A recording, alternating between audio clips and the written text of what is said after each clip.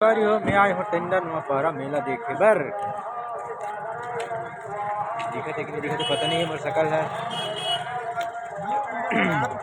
Tender पारा मेला देखे बर आए हो संगवारियों में और यहाँ काफ़ी भीड़ भाड़ है।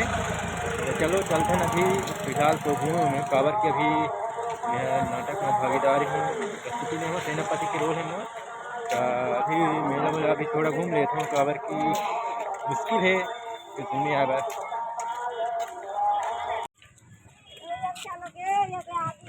फुल भीड़ भाड़ है देख सकते एकदम गाड़ी मोटर के पूरा जाम हो गए है। अरे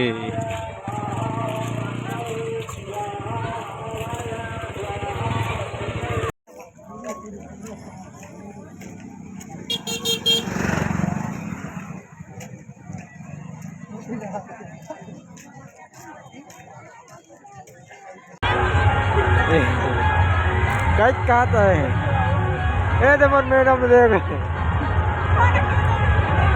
हैं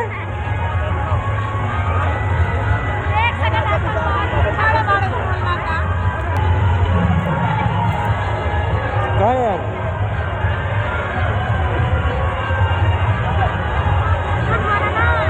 हाँ कई बात